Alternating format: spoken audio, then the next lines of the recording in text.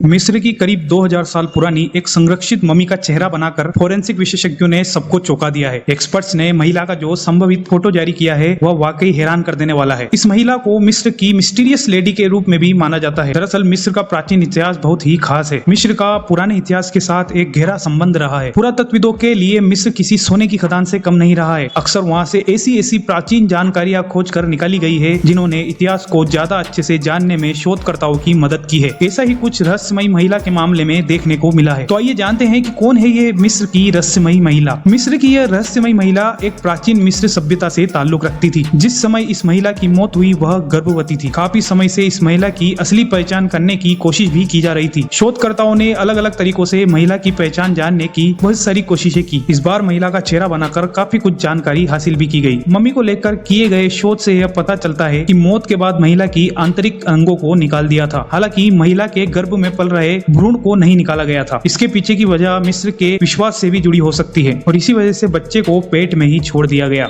Reports की माने तो दुनिया की यह एकमात्र मम्मी है जिसके शरीर में भ्रूण संरक्षित था। वारसो मम्मी प्रोजेक्ट के तहत शोधकर्ताओं का लक्ष्य है कि वह मम्मी बनाए गए लोगों को फिर से मानवीकरण करके यह देखने की कोशिश करे कि उस समय यह लोग कैसे दिखते होंगे। ऐसे में काफी कोशिशों के बाद अब 2 फोरेंसिक एक्सपर्ट्स ने मिस्र की रहस्यमयी महिला के चेहरे की 2D और 3D तकनीक का इस्तेमाल करते हुए तस्वीर बनाई है। उसमें पता चला है कि महिला की मौत जिस समय हुई थी उसकी उम्र लगभग 20 से 30 साल रही होगी। साथ ही शोधकर्ताओं का कहना है कि ऐसी संभावनाएं भी है कि जिंदा रहते समय वह किसी खास तरह की बीमारी से जूझ रही होगी। शोधकर्ताओं ने रहस्यमयी मम्मी के फिर से मानवीकरण के बाद उसके चेहरे की तस्वीर कटोवाइस के सेलेविया म्यूजियम में प्रदर्शनी के लिए जारी की। वारसो मम्मी प्रोजेक्ट ऑफ ह्यूमन ने अपने बयान में कहा कि प्राचीन मिस्र में चेहरा किसी की पहचान का एक अभिन्न हिस्सा था। इसलिए हम उन चेहरों को एक बार फिर से बनाने की कोशिश करके उन सभी लोगों की पहचान को संरक्षित करना चाहते हैं। इसी बीच कुछ शोधकर्ताओं का कहना है कि यहाँ पर दी जा रही रिपोर्ट में कुछ बहुत सारी गलतियां हैं। दूसरे शोधकर्ताओं की माने तो उनका कहना है कि कई सारी बातें मम्मी के बारे में गलत बताई जा रही है। दरअसल उनका कहना है कि इस मम्मी के साथ उनको किसी तरह का पुरानी भाषा में लिखा हुआ एक लेटर भी मिला था। उस लेटर का